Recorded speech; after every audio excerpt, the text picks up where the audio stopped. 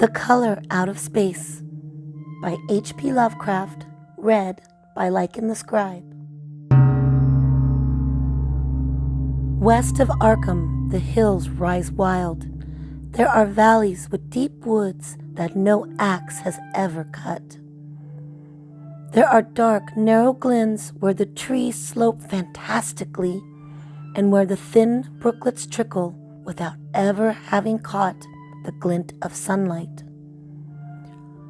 On the gentler slopes, there are farms, ancient and rocky, with squat, moss-coated cottages brooding eternally over old New England secrets in the lee of the great ledges.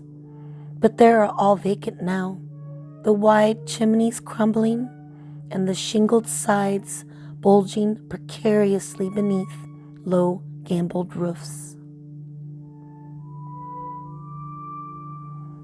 The old folk have gone away, and foreigners do not like to live there. French Canadians have tried it, Italians have tried it, and the Poles have come and departed.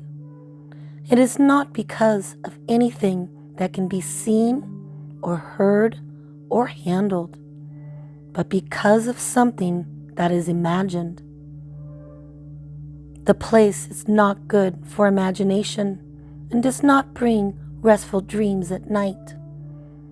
It must be this which keeps the foreigners away, for old Ammi Pierce has never told them of anything he recalls from the strange days. Ammi, whose head has been a little queer for years, is the only one who still remains, or who ever talks of the strange days, as he dares to do this because his house is so near the open fields and the traveled roads around Arkham. There was once roads over the hill and through the valleys that ran straight where the blasted hearth is now, but people ceased to use it, and a new road was laid, curving far to the south. Traces of the old one can still be found amidst the weeds of a returning wilderness, and some of them would doubtlessly linger even when the hollows are flooded for the new reservoir. Then the dark woods will be cut, and blasted hearth will slumber far below blue waters, whose surface will mirror the sky and ripple in the sun. And the secrets of the strange days will once be with the deeper secret ones and hidden lore of old ocean and all the mystery of primal earth. When I went into the hills and vales to study for the new reservoir, they told me the place was evil. They told me this is Arkham, and because it is a very old town with witch legends, I had thought evil must be something which the grandmas had whispered to children through centuries.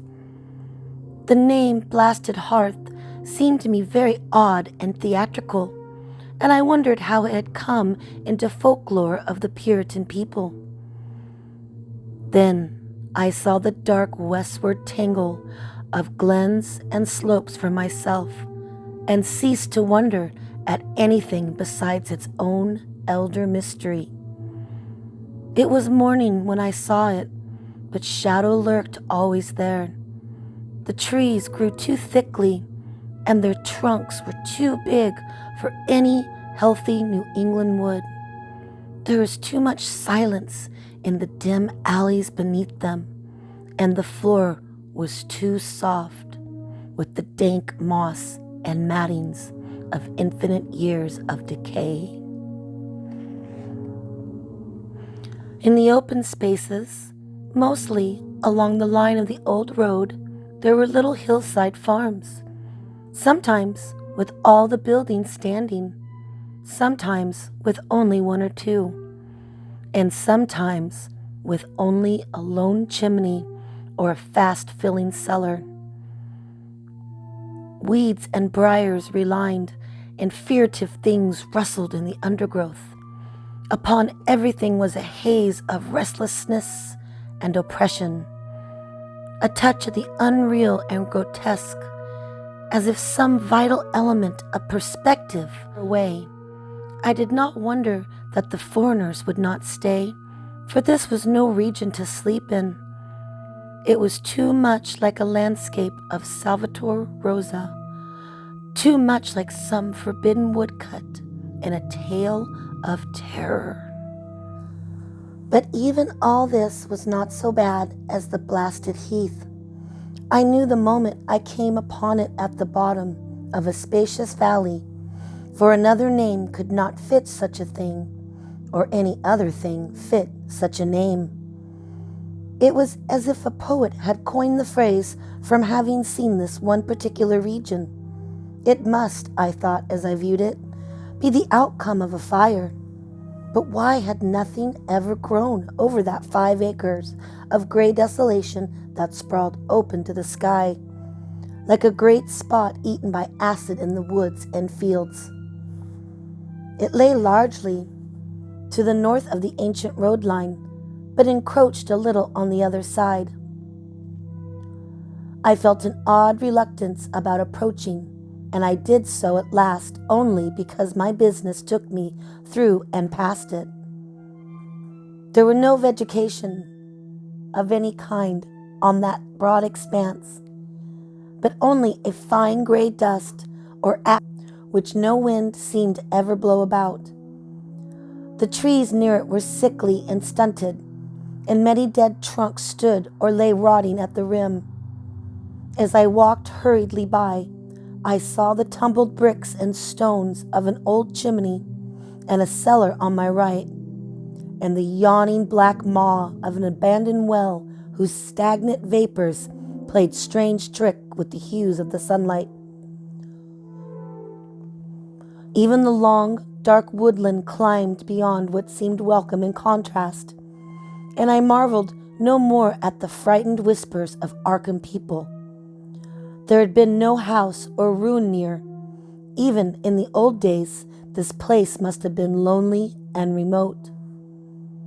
And at twilight, dreading to repass that ominous spot, I walked surreptitiously back to the town by the curving road on the south. I vaguely wished some clouds would gather, for an odd timidity about the deep sky voids above had crept into my soul. In the evening, I asked old people in Arkham about the blasted heath and what was meant by the phrase, strange days, which so many evasively muttered. I could not, however, get any good answers, except all the mystery was much more recent than I had thought. It was not a matter of old legendary at all, but something within a lifetime of the people who spoke. It happened in the 80s, and a family had disappeared or was killed. Speakers could not be exact, and because all they told me was to pay no attention to old Almy Pierce's crazy tale, I sought him out the next morning, having heard that he lived alone in the ancient tottering cottage where the trees first began to get thick. It was fearsome among an ancient place, and had to begin to exude the faint miasmal odor which clings about the houses that have stood too long. Only with persistent knocking could I rouse the aged man, and when he shuffled timidly to the door, I could tell he was not glad to see me. He was not so feeble as I had expected, but his eyes drooped in a curious way, and his unkempt clothing and white beard made him seem very worn and dismal. Not knowing just how he could be best launched onto his tales, I feigned a matter of business, told him of my surveying, and asked him vague questions about the district. He was far brighter and more educated than I had been led to have thought, and before I knew it, he had grasped quite as much of the subjects as any man I had talked to in Arkham. He was not like other rustics I had known in the sections where the reservoir were to be. From him there was no protest at the miles of old wood and farmland to be blotted out, though perhaps there would have been not if his home had not lain outside the boundaries of the future lake. Relief was all that he showed, relief at the doom of the dark ancient valley through which he had roamed his whole life. They were better under water now, better under water since the strange days. And with this opening, his husky voice sank low, while his body leaned forward, and his right forefinger began to point shakily and impressively. It was then when I heard the story, and the rambling voice scraped and whispered on, I shivered again and again despite the warm summer day. Often I had to recall the speaker from Rambling's piece out of scientific points, from which he only knew by a fading parroted memory a professor's talk, or a bridge over gasps where his sense and logic was continually broken down. When he was done, I did not wonder his mind had snapped a little, or that the folks at Arkham would not speak much of the blasted heath. I hurried back before sunset to my hotel, unwilling to have the stars come out above me in the open, and the next day returned to Boston to give up my position.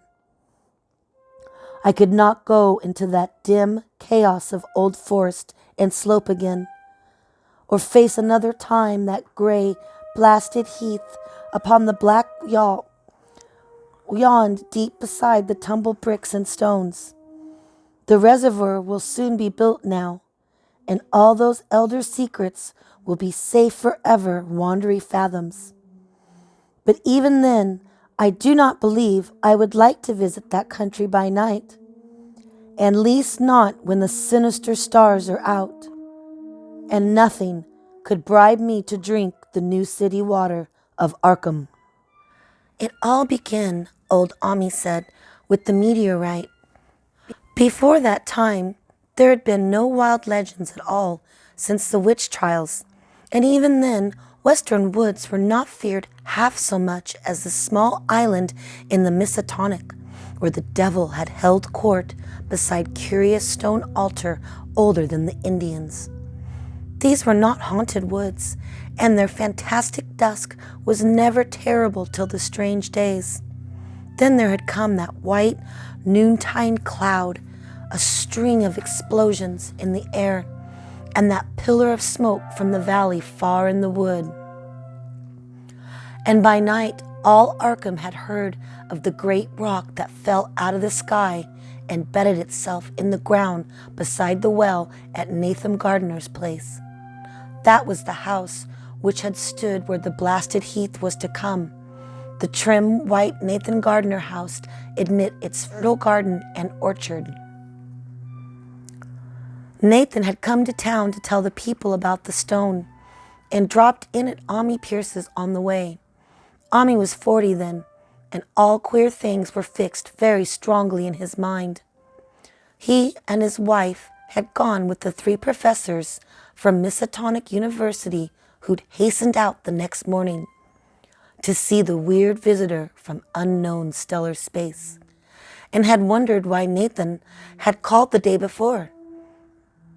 It had shrunk, Nathan said, as he pointed out the big brownish mound above the ripped earth and charred grass near the archaic well in his front yard. The heat lingered persistently, and Nathan declared it had glowed faintly in the night. The professors tried it with a geologist's hammer and found it was oddly soft.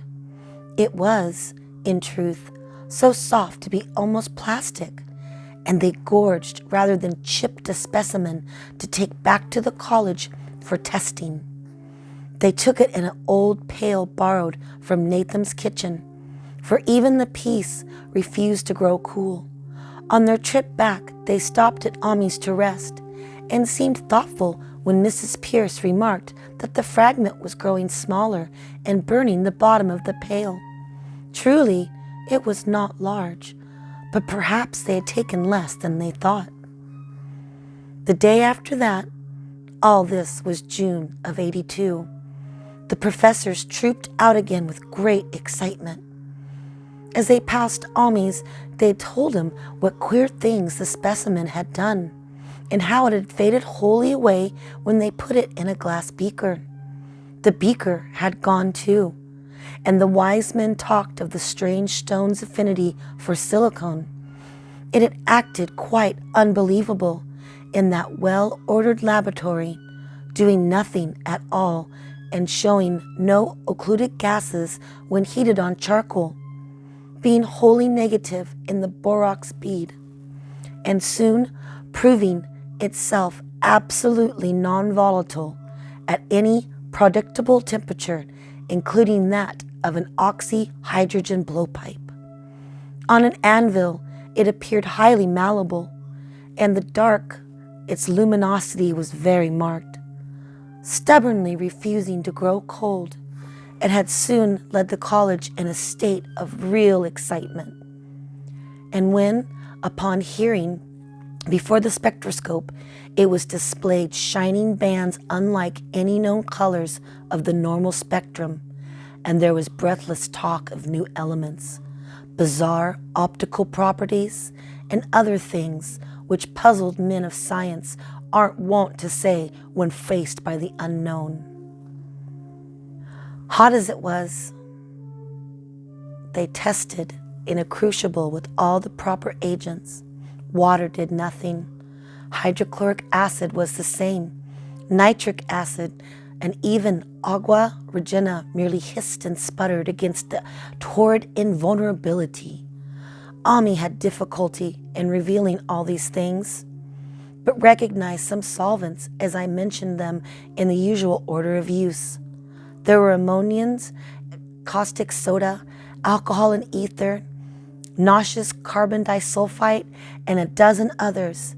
But always the weight grew steadily less as time passed, and the fragments seemed to be slightly cooling. There was no change in the solvents to show that they had attacked the substance at all.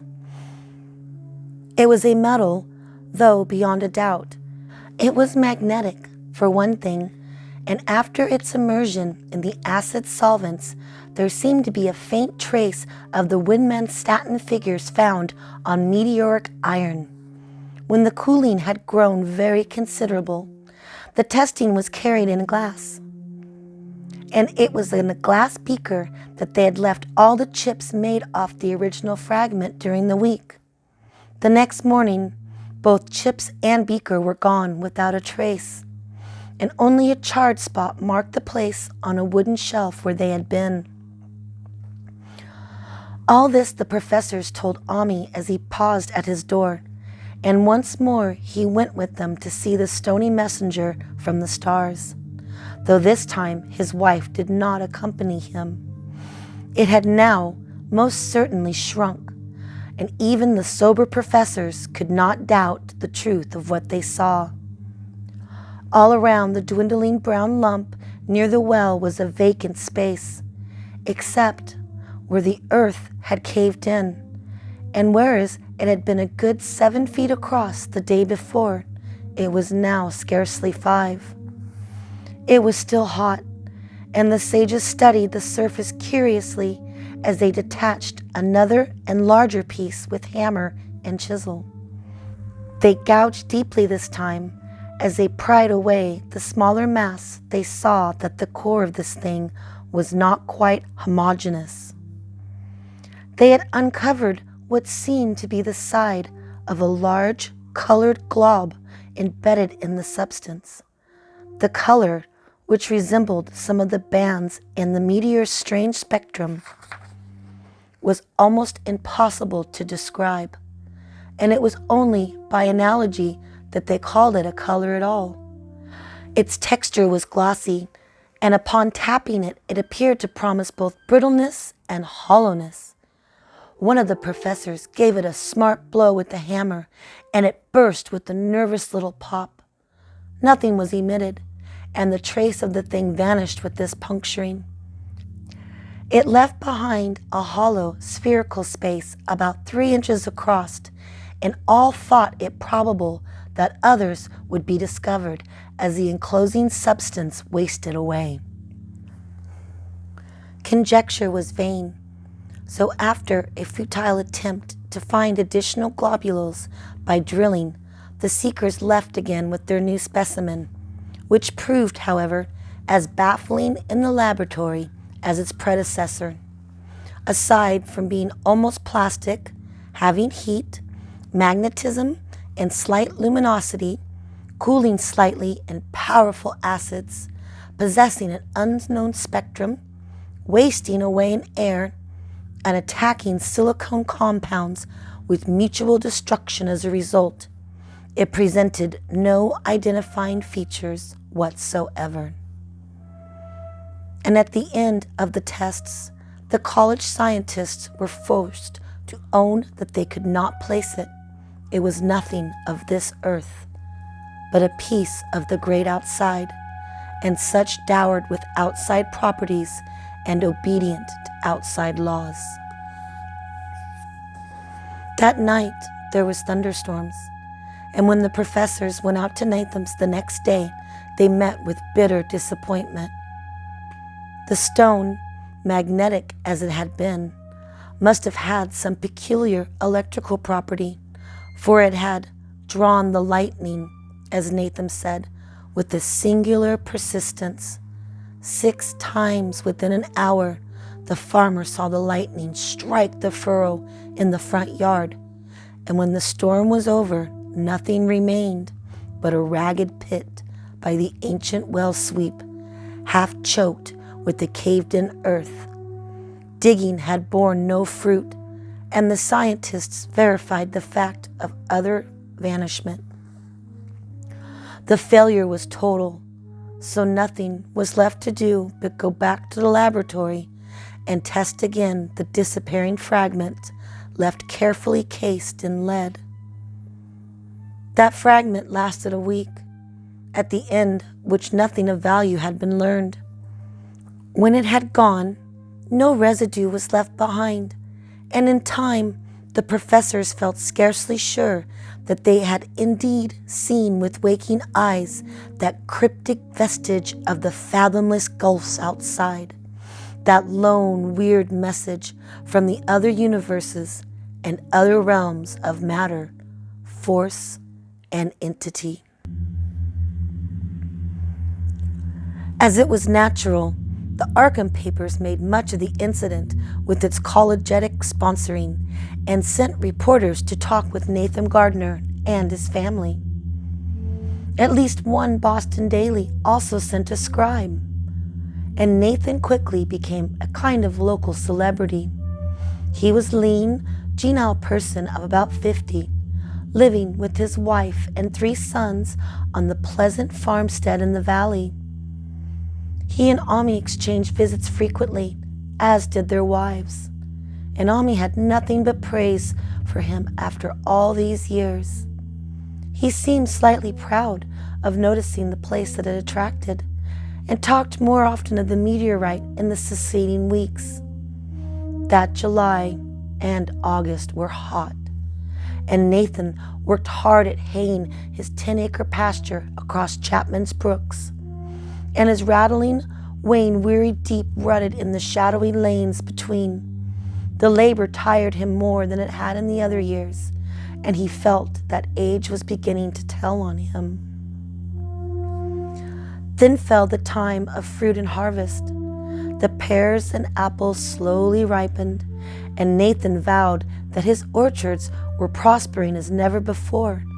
The fruit was growing to phenomenal size and unwanted gloss, and in such abundance that extra barrels were ordered to handle the future crop. But with the ripening came sore disappointment, for all that gorgeous array of special lusciousness, not one single jolt was fit to eat. Into the fine flavor of apples and pears had crept a stealthy bitterness and sickliness, so that even the smallest bites induced a lasting disgust. It was the same with the melons and tomatoes, and Nathan sadly saw his entire crop was lost. Quick to connect events, he declared that the meteorite had poisoned the soul and thanked heaven that most of the crops in the upland along the road. Winter came early and was very cold. Ami saw Nathan less often than usual and observed that he began to look worried. The rest of his family, too, seemed to have grown taciturn and were far from steadying in their church-going or their attendance at various social events of the countryside. For this reserve or melancholy, no cause could be found, though the household confessed now and then to poor health and a feeling of vague discontent. Nathan himself gave the most definite statement of anyone when he said he was disturbed about certain footprints in the snow. They were the usual winter prints of red squirrels, white rabbits, and foxes, but the brooding farmer professed to see something not quite right about their nature and arrangement. He was never specific, but appeared to think that they were not as characteristic of the anatomy and habits of squirrels and rabbits and foxes as they ought to be. Ami listened without interest to this talk until one night when he drove past Nathan's house in his sleigh on the way back from Clark's Corners. There had been a moon, and a rabbit had run across the road, and the leaps of that rabbit were longer than either Ami or his horse liked. The latter, indeed, had almost run away when he was brought up by a firm rein. Thereafter, Ami gave Nathan's tales more respect and wondered why the gardener dogs seemed so coward and quivering every morning. They had, it developed, nearly a loss of the spirit to bark. In February, the McGregor boys from Meadow Hill were out shooting woodchucks, and not far from the Gardner place bagged a very peculiar specimen.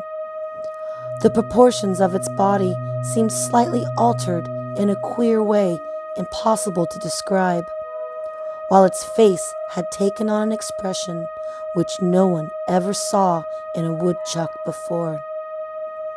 The boys were generally frightened and threw the thing away at once, so that only their grotesque tale of it ever reached the people of the countryside. But the shying of horses near Nathan's house had now become an acknowledged thing, and all on the basis of our cycle of whispered legend was fast taking form. People vowed that the snow melted faster around Nathan's than it did anywhere else, and early in March there was an odd discussion in Potter's General Store at Clark's Corners. Stephen Rice had driven past Gardner's in the morning and had noticed the skunk cabbages coming up through the mud by the wood across the road. Never were things such size seen before, and they held strange colors that could not be put into any words. Their shapes were monstrous, and the horses had snorted at the order which struck Stephen as wholly unprecedented. That afternoon, several persons drove past to see the abnormal growth, and had all agreed that the plants of this kind ought never to be sprouted into a healthy world. The bad fruit of the fall before was freely mentioned, and it went from mouth to mouth that there was poison in Nathan's ground. Of course, it was the meteorite, and remembering how strange the men from the college had found that stone to be, several farmers spoke about the matter to them. One day, they paid Nathan a visit, but having no love of wild tales and folklore, were very conservative in what they inferred. The plants were certainly odd, but all skunk cabbages are more or less odd in shape and hue.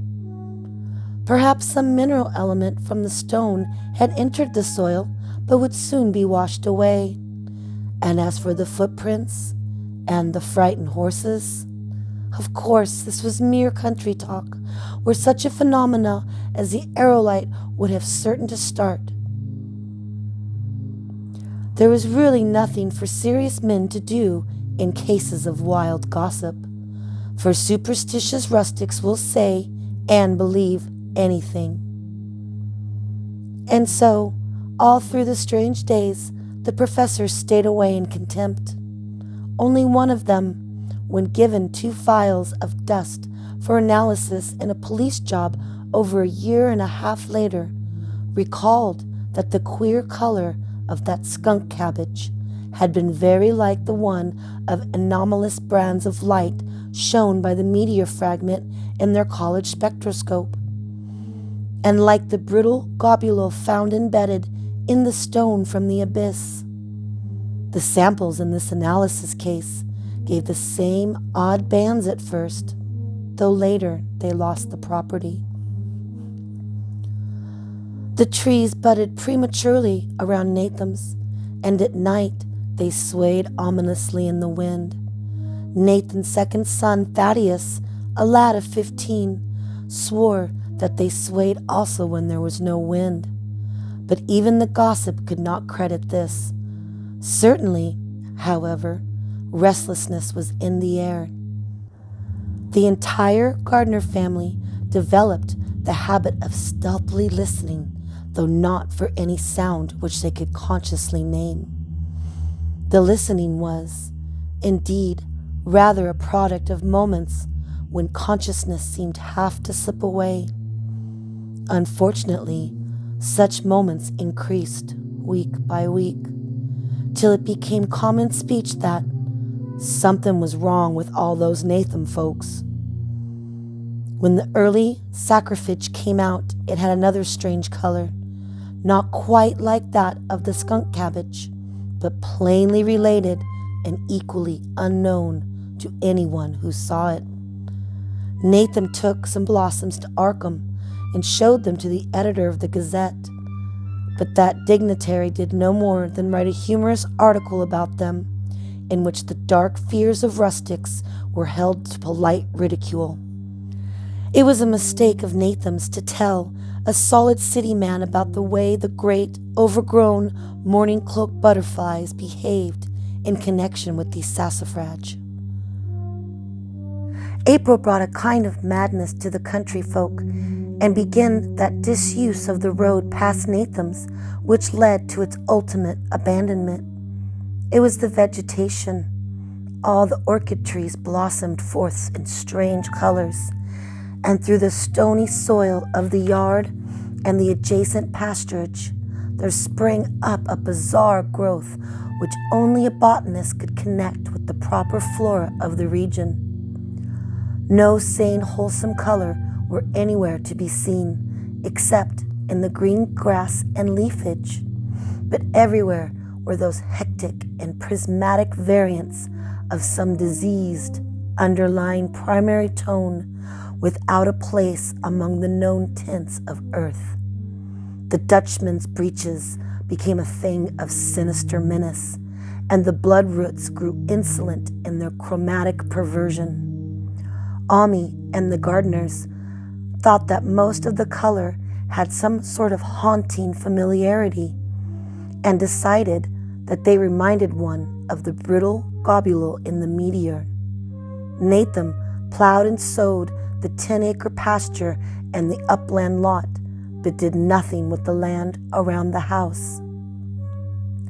He knew it would be of no use, and hoped that the summer's strange growths would draw all the poison from the soil. He was prepared for almost anything now, and had grown used to the sense of something near him waiting to be heard.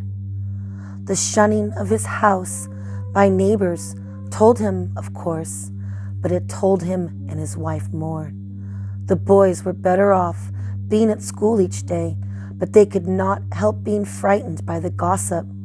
Thaddeus, an especially sensitive youth, suffered the most. In May, the insects came, and Nathan's place became a nightmare of buzzing and crawling. Most of the creatures seemed not quite usual in their aspects and motions, and their nocturnal habits contradicted all former experience. The gardeners took to watching at night, watching in all directions at random for something. They could not tell what. It was then that they all owned that Thaddeus had been right about the trees. Mrs. Gardner was the next to see it from a window as she watched the swollen boughs of a maple against a moonlit sky. The boughs surely moved, and there was no wind. It must be the sap. Strangeness had come into everything growing now, and yet it was none of Nathan's family who had all made the next discovery. Familiarity had dulled them, and what they could not see was glimpsed by a timid windmill salesman from Boston who drove by one night in ignorance of the county legends. When he told an Arkham was given a short paragraph in the Gazette, and then it was all that the farmers, Nathan included, saw at first. The night had been dark and the buggy lamps faint, but around the farm in the valley, which everyone knew on the account must be Nathan's, the darkness had been less thick. A dim, though distant, luminosity seemed to adhere to all vegetation, grass, leaves, and blossoms alike, while at one moment a detached piece of the phosphorescence appeared to stir furtively in the yard near the barn. The grass had so far seemed untouched, and the cows were freely pastured in the lot near the house. But towards the end of May, the milk began to be bad. Then Nathan had the cows driven uplands, after which this trouble ceased. Not long after this, the verdure was going gray and was developing a highly singular equality of brittleness. Ami was now the only person who ever visited the place, and his visits were becoming fewer and fewer. When school closed, the gardeners were virtually cut off from the world and sometimes let Ami do their errands in town. They were failing curiously, both physically and mentally, and no one was surprised when the news of Mrs. Gardner's madness stole around. It happened in June, about the anniversary of the meteor's fall, and the poor woman screamed about things in the air which she could not describe. In her rantings, there was not a single specific noun, but only verbs and pronouns. Things moved and changed and fluttered, and ears tingled to impulses which were not wholly sounds. Something was taken away. She was being drained of something. Something was fastening itself onto her that ought not to be. Someone must make it keep off. Nothing was ever still in the night. The walls, the windows shifted. Nathan did not send her to the county asylum, but let her wander the house as long as she was harmless to herself and to others. Even when her expression changed, he did nothing. But the boys grew afraid of her, and Thaddeus nearly fainted at the way she made faces at him. He decided to keep her locked in the attic. By July, she had ceased to speak and crawled on all fours. And before that month was over, Nathan got a mad notion that she was slightly luminescent in the dark. And he now clearly saw this was the case with the nearby vegetation. It was a little before this that the horses had stampeded. Something had aroused them in the night, and their neighing and kicking at the stalls had been terrible. There seemed virtually nothing to do to calm them, and when Nathan opened the stable door, they all bolted out like frightened woodland deer. It took a week to track all four, and when found, they were seen to be quite useless and unmanageable. Something had snapped in their brains, and each one had to be shot for its own good. Nathan borrowed a horse from Ami for his haying, but found it would not approach the barn. It shielded, balked, and whinnied, and in the end, he could do nothing but drive it into the yard while the men used their own strength to get the heavy wagon near enough to the hayloft for convenient pitching. And all the while, the vegetation was turning gray and brittle. Even the flowers whose hues had been so strange were graying, and the fruit was coming out gray and dwarfed and tasteless. The asters, the goldenrod, bloomed gray and distorted, and the roses and zinnias and hollyhocks in the front yard were such blasphemous-looking things that Nathan's oldest boy, Zenas, cut them down. The strangely puffed insects died about that time. Even the bee that had left their hives had taken to the woods. By September, all the vegetation was fast crumbling into a grayish powder, and Nathan feared that the trees would die before the poison was out of the soul. His wife now had spells of terrific screaming, and he and the boys were in a constant state of nervous tension. They shunned people now, and when school opened, the boys did not go. But it was Amy, in one of his rare visits, who first realized that the well water was no longer good. It had an evil taste, which was not exactly fetid or exactly salty, and Ami advised his friend to dig another well on higher ground to use till the soil was good again. Nathan, however, ignored the warning, for he had by that time become callous to strange and unpleasant things.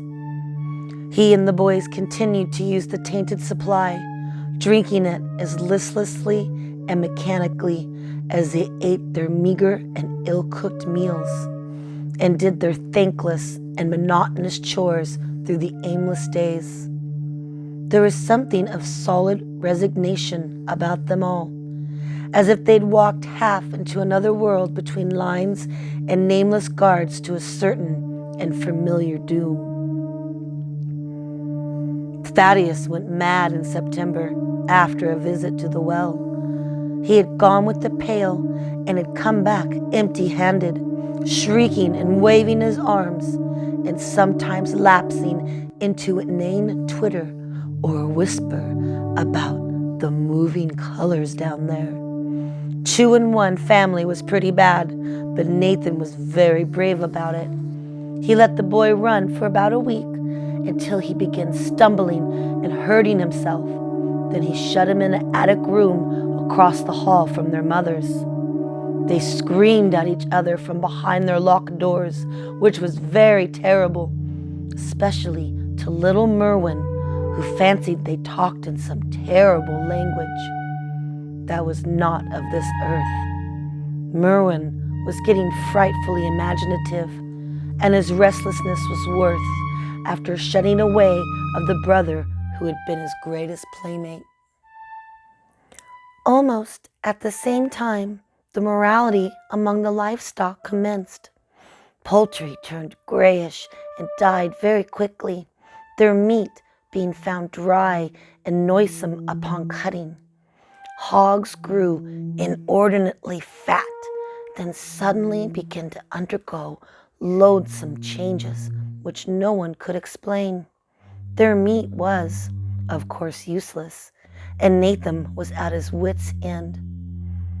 No rural veterinary would approach this place, and the city veterinary from Arkham was openly baffled.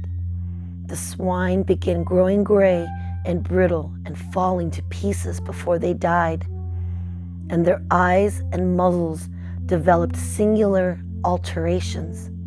This was very inexplicable, for they had never been fed from the tainted vegetation. Then something struck the cows. Certain areas, or sometimes the whole body, would be uncannily shriveled or compressed. The atrocious collapses or disingenuations were common. In the last stages, the death was always the result. There would be a grain and turning brittle, like that which best the hogs. There could be no question of poison, for all the cases occurred in a locked and undisturbed barn. No bites of prowling things could have brought the virus, for what live beast of earth can pass through solid obstacles? It must only be a natural disease, yet what disease could wreak such results was beyond any mind's guessing. When the harvest came, there was not an animal surviving on the place, for the stock and the poultry were dead, and the dogs had run away. These dogs, 3 in number, had all vanished one night and were never heard from again. The 5 cats had left some time before, but their going was scarcely noticed, since there now seemed to be no mice, and only Mrs. Gardner had made pets of the gracious felines. On the 19th of October, Nathan staggered into Amy's house with hideous news. The death had come to poor Thaddeus in his attic room, and had come in a way which could not be told. Nathan had dug a grave in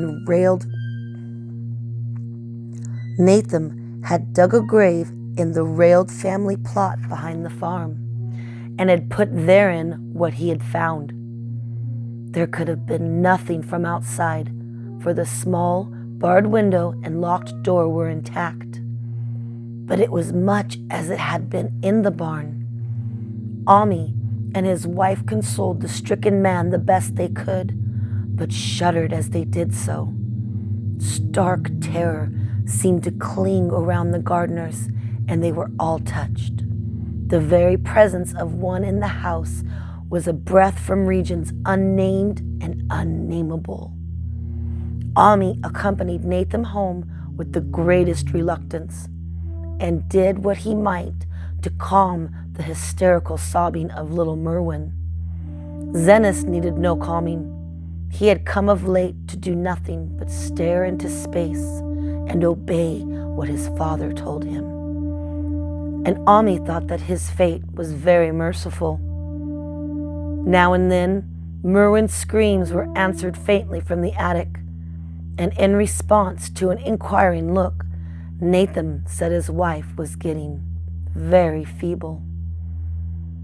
When night approached, Ami managed to get away, for not even friendship could make him stay in that spot where the faint glow of the vegetation began in the trees, and the trees may or may not sway without wind. It was really lucky for Ami that he was not more imaginative.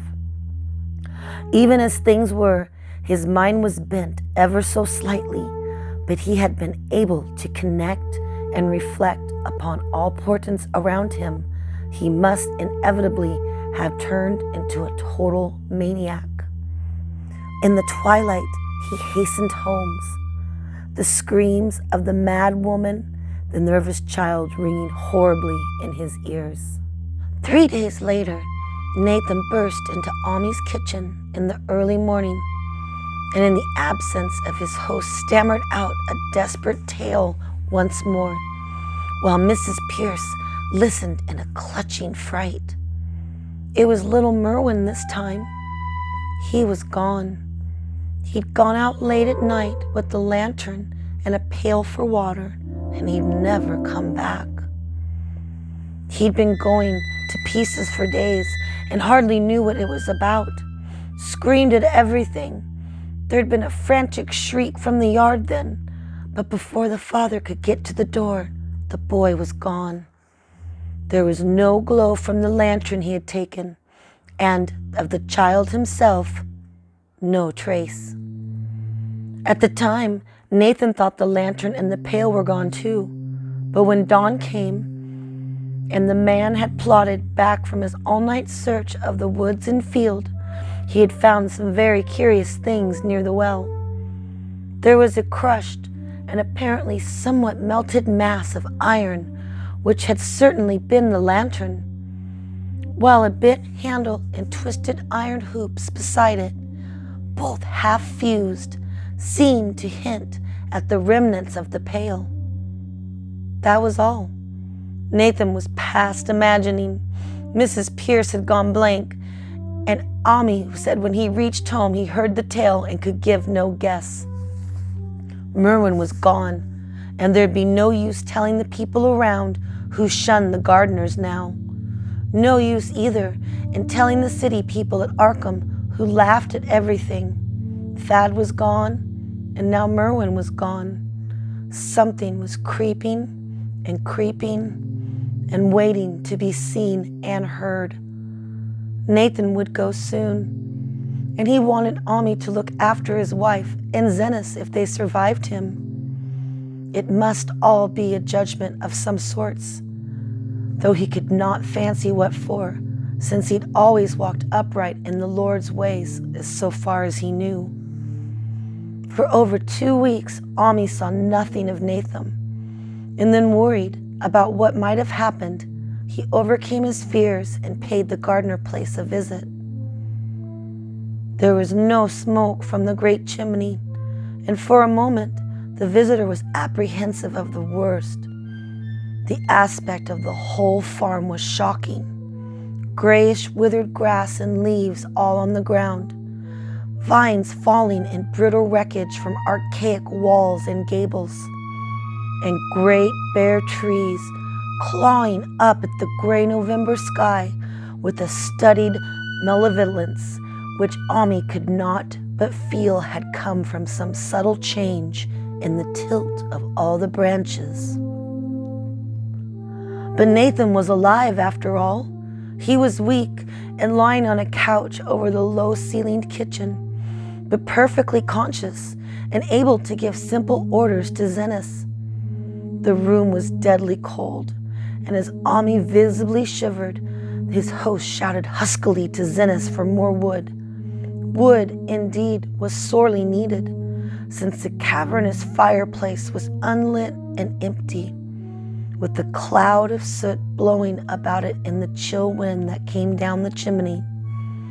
Presently, Nathan asked him if the extra wood had made him any more comfortable, and then Ami saw what had happened. The stoutest cord had broke at last, and the helpless farmer's mind was proof against more sorrow. Questioning tactfully, Ami could get no clear data at all about the missing Zenas. In the well, he lives in the well, was all the clouded father would say. Then there flashed across the visitor's mind a sudden thought of the mad wife, and he changed his line of inquiry. "Nabby, why, she is here," was a surprised response of poor Nathan, and Ami soon saw that he must search for himself. Leaving the harmless babbler on the couch, he took the keys from their nail beside the door and climbed the creaking stairs to the attic. It was very close and noisome up there, and no sound could be heard from any direction. Of the 4 doors in sight, only one was locked, and on this he tried various keys of the ring until it had taken. The 3rd key provided the right one, and after some fumbling, Ami threw open the low white door. It was quite dark inside, for the window was small and half obscured by a crude wooden bars, and Ami could see nothing at all on the wide planked floor.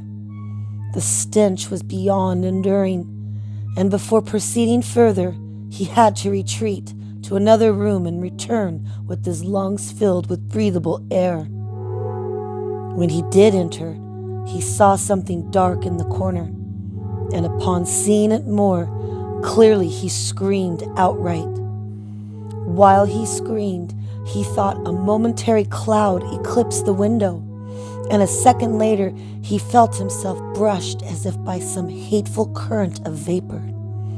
Strange colors danced before his eyes, and had not a present horror numbed him, he would have thought that globular in the meteor and the geologist's hammer had shattered, and of the morbid vegetation that had sprouted in the spring.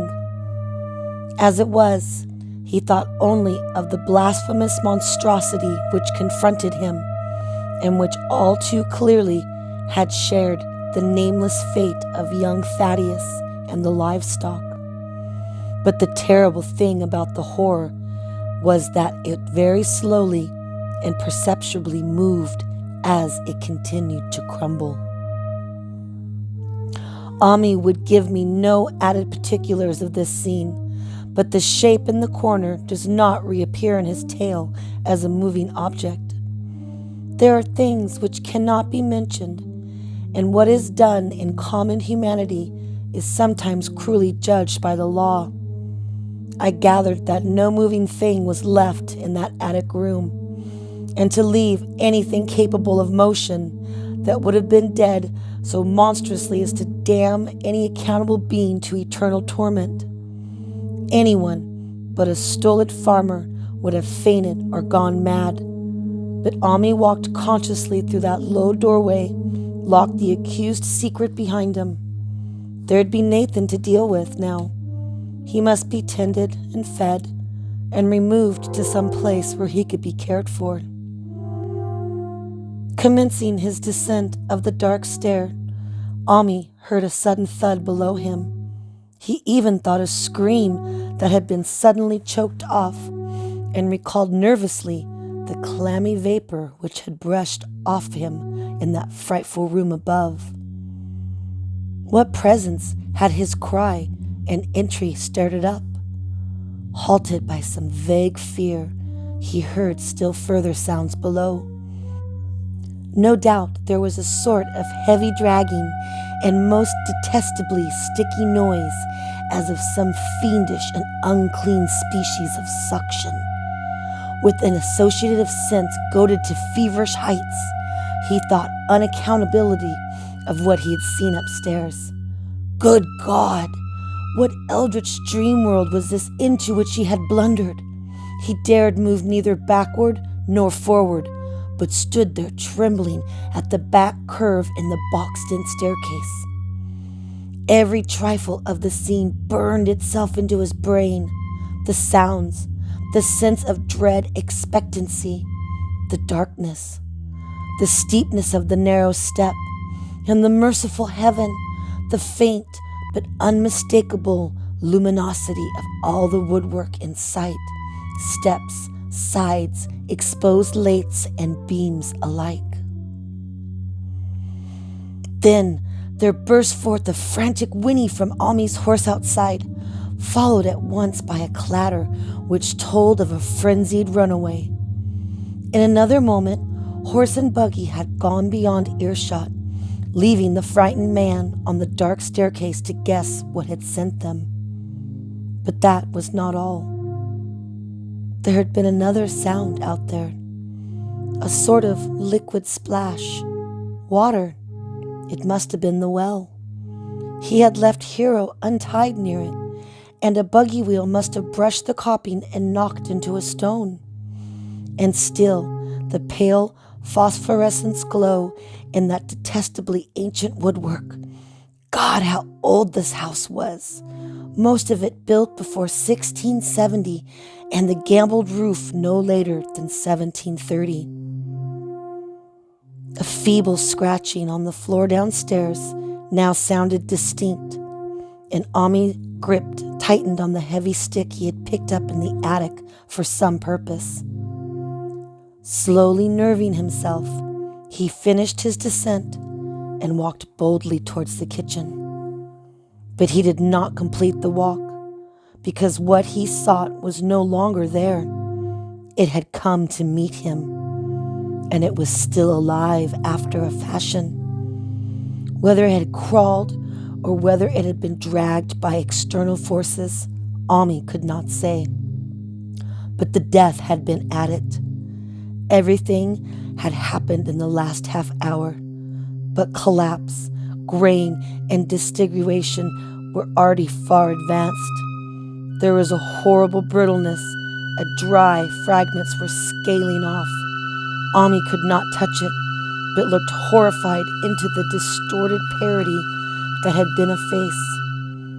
Was it Nathan? What was it? He whispered, and the cleft, bulging lips were just able to cackle out a final answer. Nothing. The color, it burns. Cold and wet, but it burns. It lived in the well. I seen it. A kind of smoke, just like the flowers last spring. The well shone at night. Thad and Merwin and Zenas, everything alive, sucking the life out of everything. In that stone. It must have come in that stone, pizzing the whole place. Don't know what it wants. That round thing the men from the college dug out the stone, they smashed it. It was that same color, just the same, like the flowers and plants. Must have been more of them. Seeds they growed. I seen it the first time this week. Must have gotten strong on Zenas. He was a big boy, full of life. It beats down your mind and then gets ya, burns you up in the veil water. But she was right about that. Evil water. Zenas never come back from the well. Can't get away. Draws ya. Yeah, something knows coming, but can't no use.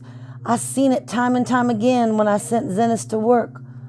Where's Nabby, Ami? My head no good. I don't know how long since I fed her. I'll get her, but we just a color. Her face is getting to that color, sometimes towards night. And it burns and sucks. It comes from some place where things ain't as they should be. One of them professors said so. He was right. Look out, Ami. It'll do something more. Sucks the life out. But that was all. That which spoke could speak no more because it had completely caved in.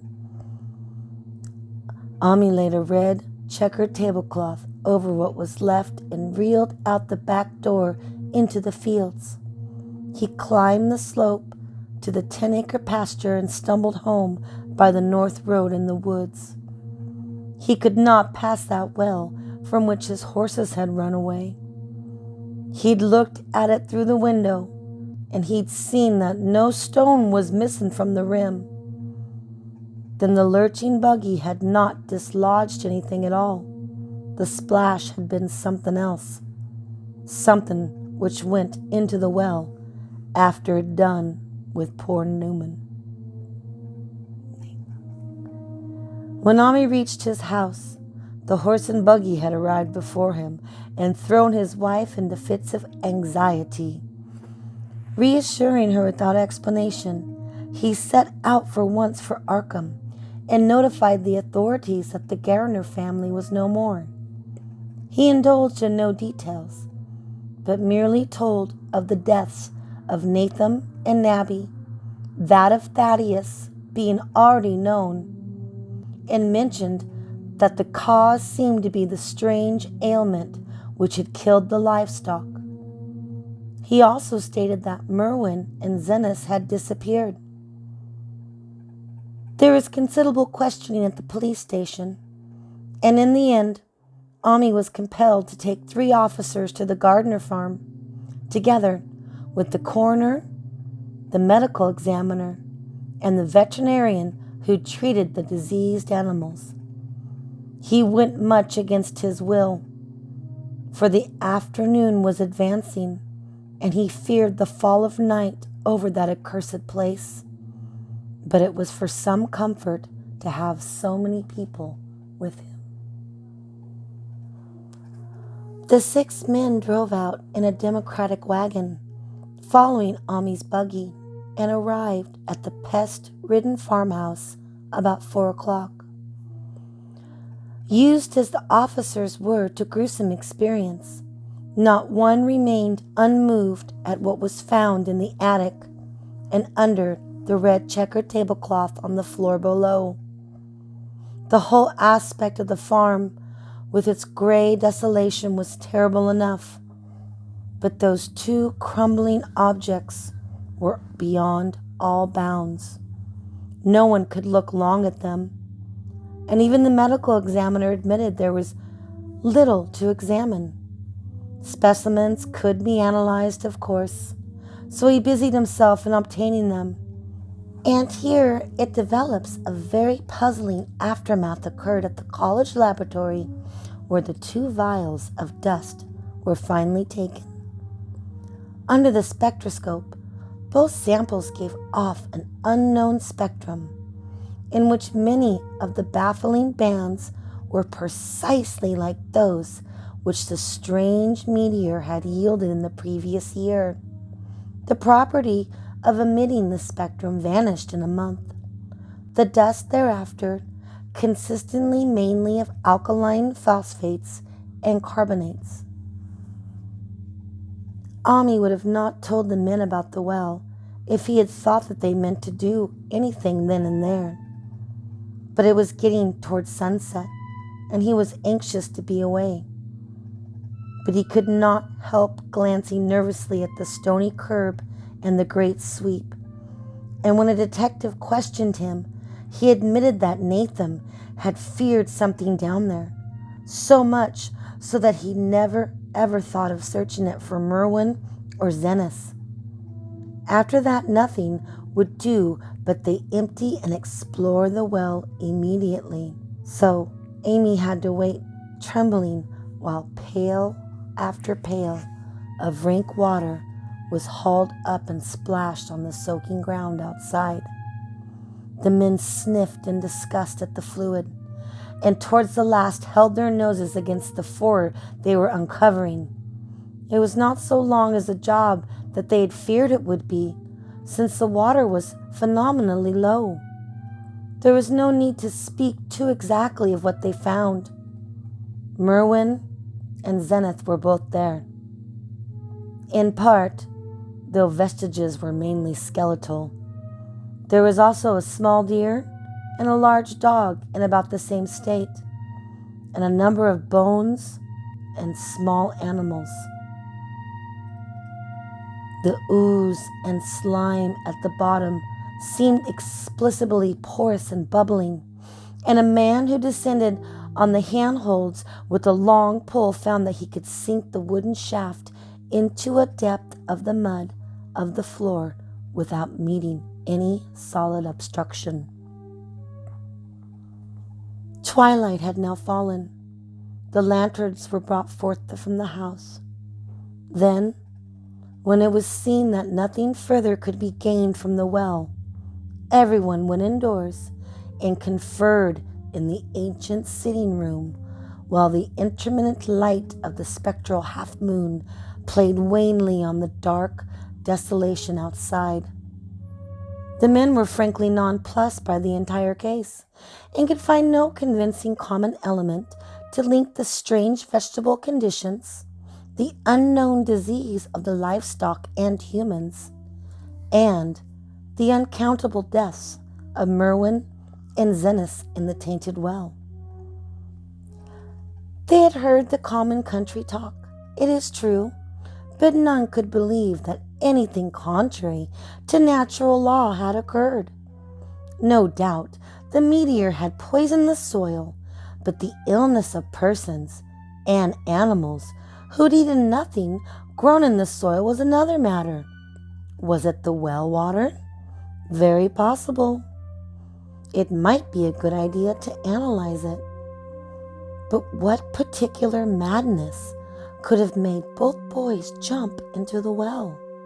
Their deeds were so similar, and the fragments showed that they had both suffered from the gray, brittle death. Why was everything so gray and bleak? It was the coroner, seated near a window overlooking the yard, who first noticed the glow about the well. Night had fully set in, and the apparent ground seemed fairly luminous with more than fitful moonbeams. But this new glow was something definite and distinct, and appeared to shoot up from the black pit like a softened ray from a searchlight, giving dull reflections in the little ground pools where the water had been emptied. It was a very queer color, and as all the men clustered round the window, Amy gave a violent start. For this strange beam of ghastly miasma was to him no unfamiliar hue. He had seen that color before, and feared to think what it might mean. He had seen the nasty, brittle globules in that acreolite 2 summers ago. He'd seen the crazy vegetation in the springtime, and he thought he'd seen for an instant that very morning against the small-barreled window of that terrible attic room where that nameless thing had happened. It had flashed there for a second, and calamity and hateful current of vapor had brushed by him, and then poor Nathan had been taken by something of that color. He had said so at the last. He said it was like a gobbler and the plants. And after he had come running in the yard and the splash in the well, and now the well was belching forth into the night a pale, insidious beam of the same demonic tint.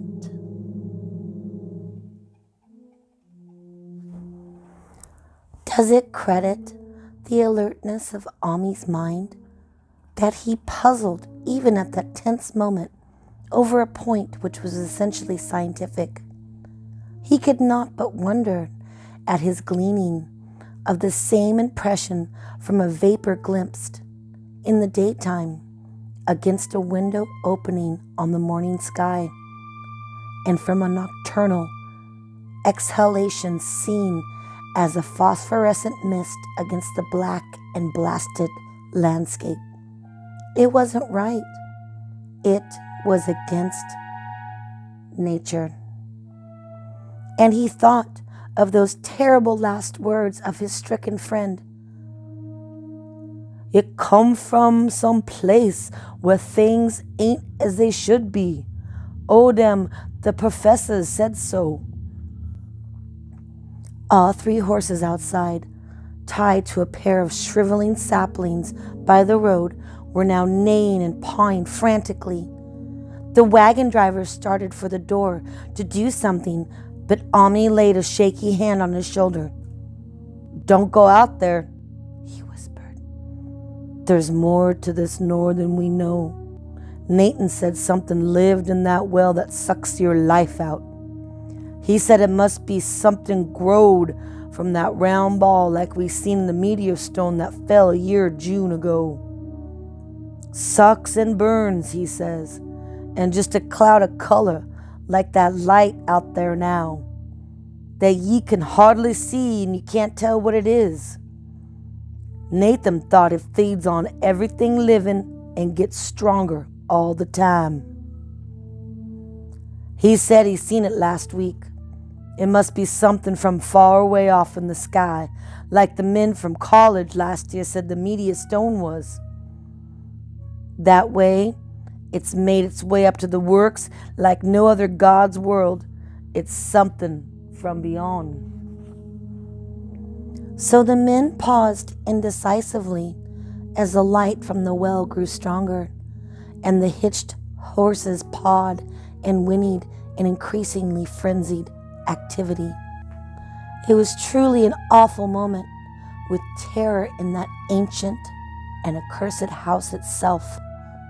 4 monstrous sets of fragments, 2 from the house and 2 from the well, in the woodshed behind the shaft of the unknown, and unholy iridescence from the slimy depths in front.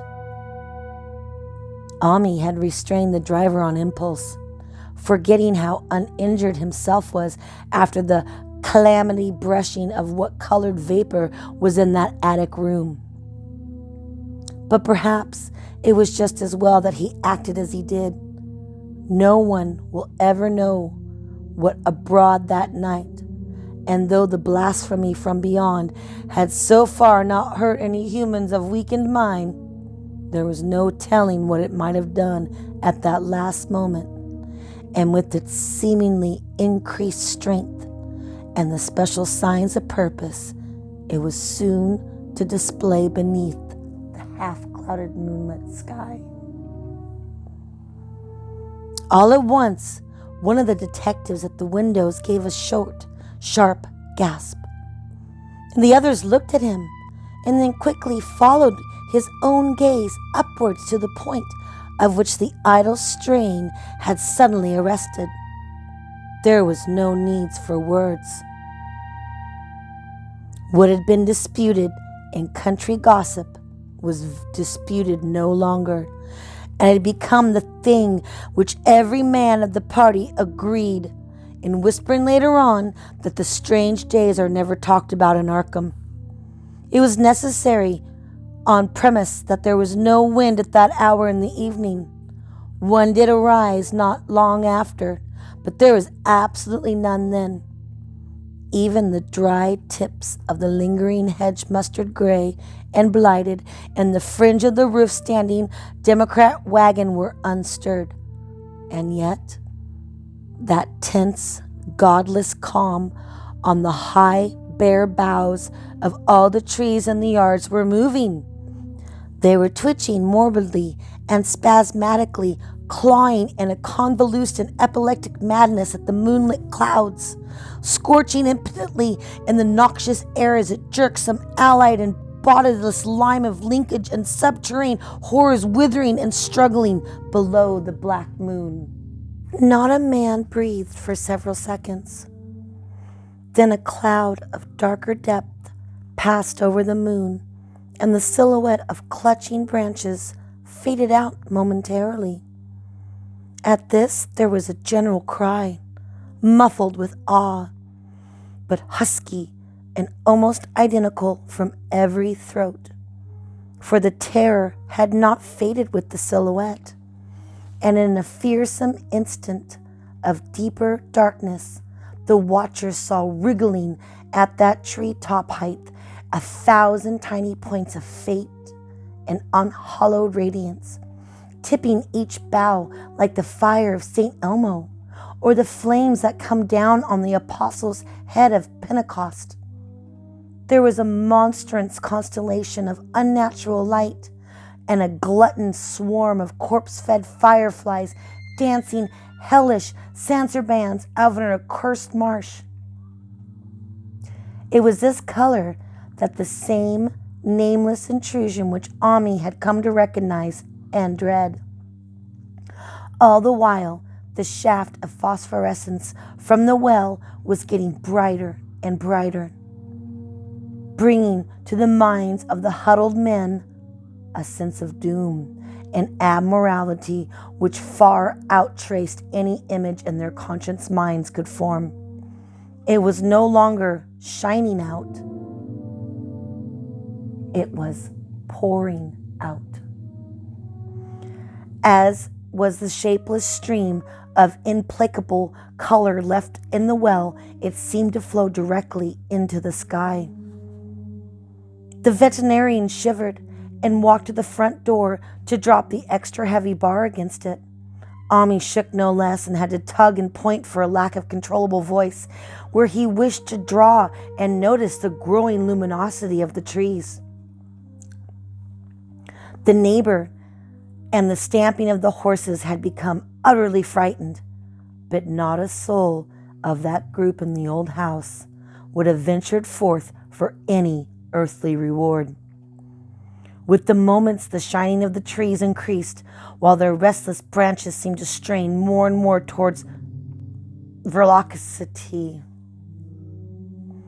The wood of the well swept and shining now, and presently a policeman dumbly pointed to some wooden sheds and beehives near the stone wall on the west. They were commencing to shine too, though the tethered vehicles of the visitors seemed so far unaffected. There was a wild commotion and clomping on the road as Ami quenched the lamp for better seeing and realized that the span of frantic grays had broken their samplings and had run off with the Democrat wagon. The shock served to loosen several tongues, and embarrassed whispers were exchanged. "It spreads on everything organic that's been around here," muttered the medical examiner. No one replied, but the man who'd been at the well just gave a hint of his long pole must have stirred up something intangible. "It was awful," he added. "There was no bottom at all, just ooze and bubbles and the feeling of something lurking there." Ami's horse still pawed and screamed deafeningly on the road outside, and nearly drowned its owner's faint quaver as he muttered his formless reflection. "It come from that stone. It growed down there. It got everything living. It fed himself on him, mind, body, and soul. Thad, Merwin, Zinnis, Nabby, Natham, that was the last. They all drunk the water. It got strong on 'em. It come from beyond, where things ain't like they are here, and now it's going home." At this point, as the column of unknown color flared suddenly stronger and began to weave itself into fantastic suggestions of shape, which each spectator later described differently, there was from the poor tethered hero such a sound as no man before or since ever heard from a horse. Every person in that low-pitched sitting room stopped his ears, and Ami turned away from the window in horror and nausea. Words could not convey it. When Ami looked out against the hapless beast that lay huddled inert on the moonlit ground between the splintered shafts of the buggy, that was the last of Hero till they buried him the next day. Oh. But present, there was no time to mourn, for almost at this instant, a detective silently called attention to something terrible in the very room with them. In the absence of lamplight, it was clear that a faint phosphorescent glow had begun to pervade the entire apartment. It glowed on the broad planked floors and the fragments of rag carpet. It shimmered over the sashes of the small paned windows. It ran up and down exposed corner post, consumed all about the shed and mantel, and infected the very doors and furniture. Each minute saw it strengthen, and at last it was very plainly that a healthy living being must leave that house. Ami showed them the back door and the path up through the fields to the 10-acre pasture. They walked and stumbled as if in a dream, and did not dare look back till they were far away on high ground. They were glad of the path, for they could not have gone through the front way by that well. It was bad enough passing the glowing barn and sheds, and those shining orchid trees with their gnarled, fiendish contours. But thank heaven the branches did their worst, twisting high up. The moon went under some very black clouds as they crossed the rustic bridge over Chapman's Brook, and it was blind groping from there to the open meadows. When they looked back towards the valley and at the distant Gardner place, at the bottom they saw a fearsome sight. All the farms were shining with the hideous, unknown blend of color, trees, buildings, and even such grass and herbage that had not been wholly changed onto the lethal gray brittleness. The boughs were all straining skyward, ripped with the tongues of foul flame, and the lambent tricklings of some monstrous fire were creeping about the ridgepoles of the house, barn, and sheds. It was a scene from a vision of Fuseli, that over the rest reigned that riot of luminous amorphousness, that alien and undimensioned rainbow of cryptic poison from the well, seething, feeling, lapping, reaching, scintillizing, straining, and malignly bubbling up in its cosmic and unrecognizable chromachism. Then, without warning, that hideous thing shot vertically up towards the sky like a rocket or a meteor, leaving behind no trail and disappearing through a round and curiously regular hole in the clouds before any man could grasp or cry out. No watcher can ever forget that sight, and Ami stared blankly at the stars of Cygnus Deneb twinkling above the others, where the unknown color had melted into the Milky Way. But his gaze was the next moment called swiftly to earth by the crackling in the valley. It was just that, only a wooden ripping and crackling, not an explosion, as so many of the other parties vowed. Yet the outcome was the same, for in one feverish, kaleidoscopic instant, there burst from the doomed and accursed farm a gleaming, eruptive cataclysm of unnatural sparks and substance, blurring the glance of the few who saw it, and sending forth to the zenith of bombarding cloudbursts so much color and fantastic fragments as our universe must need disown. Though quickly reclosing vapors, they followed a great morbidity that had vanished, and in another second they had vanished too. Behind and below there was only a darkness to which the men dared not return, and all about was a mounting wind which seemed to sweep down in black fru gusts from an interstellar space. It shrieked and howled and lashed the fields and distorted woods in a mad cosmic frenzy, till soon the trembling party realized there'd be no use waiting for the moon to show what was left down there at Natham's.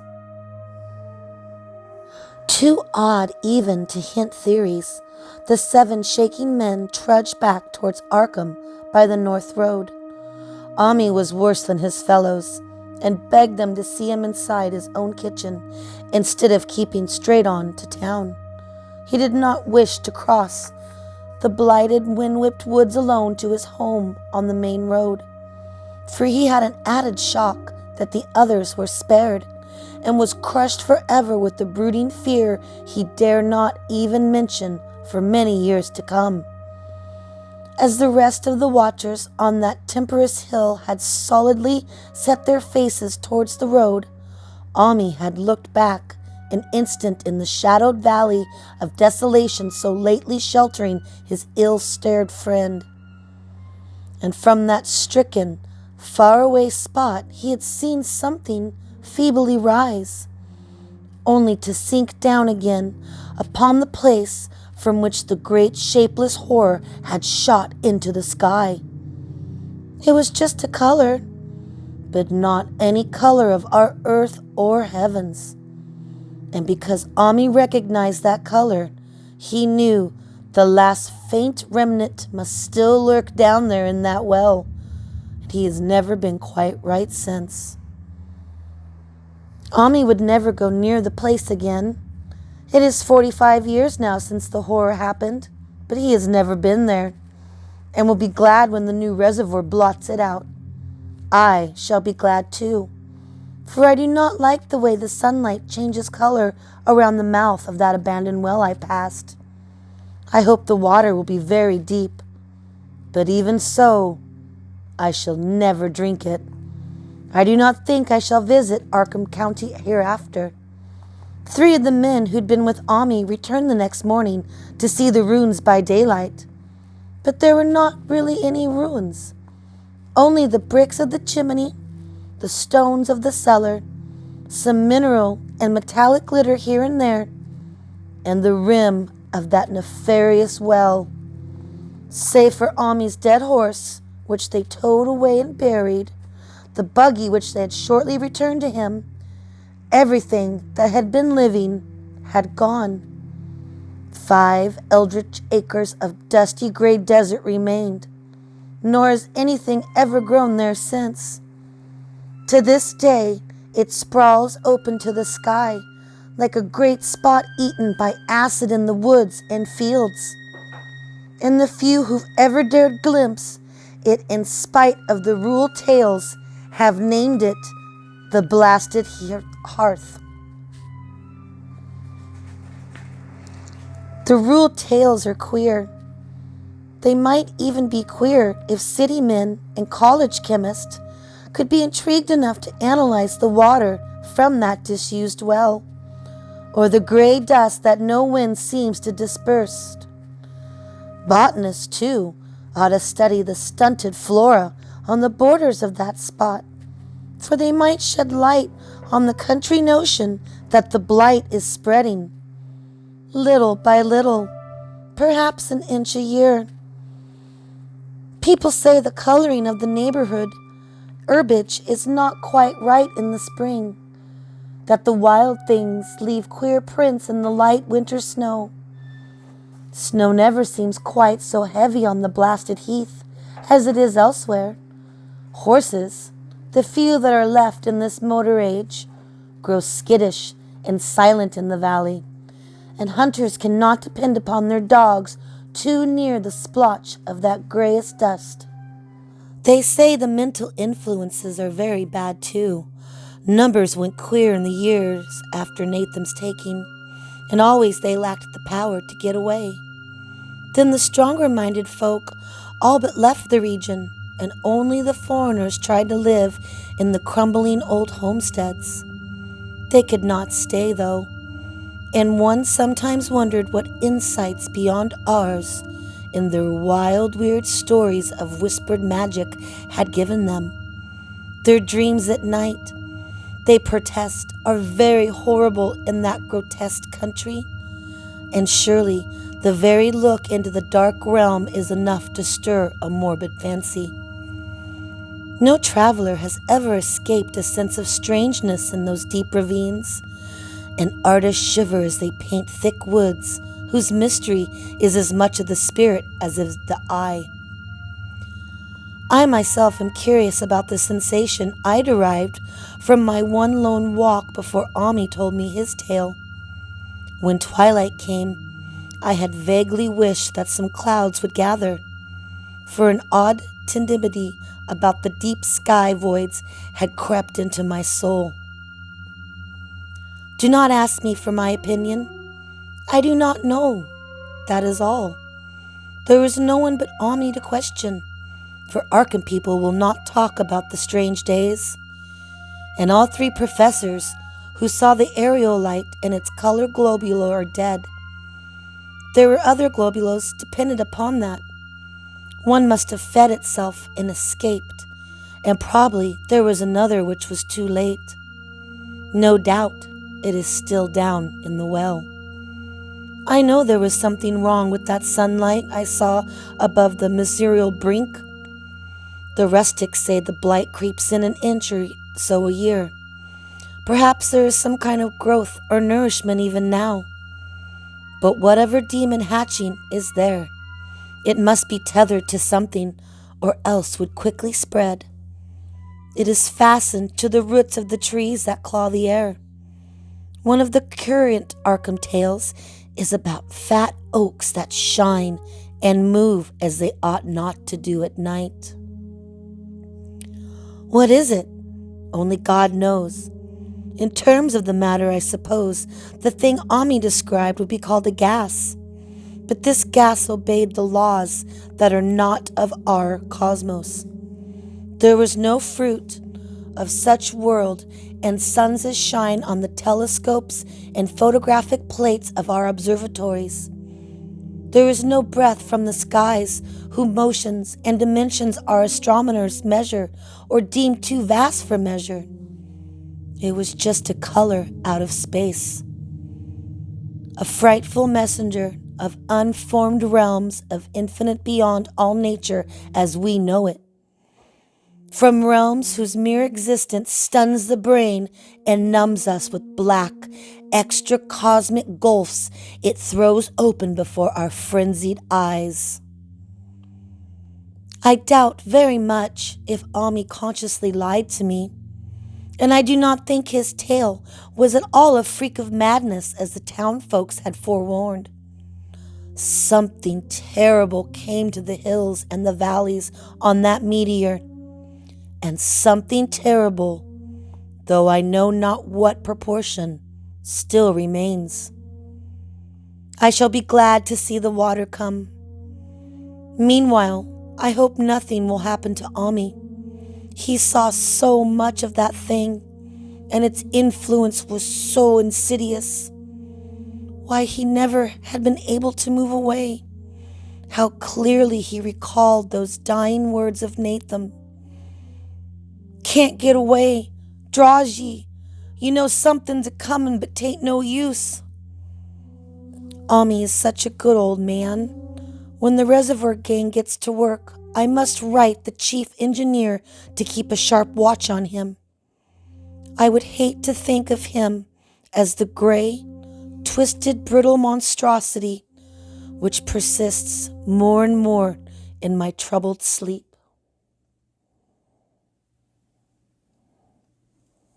Thank you.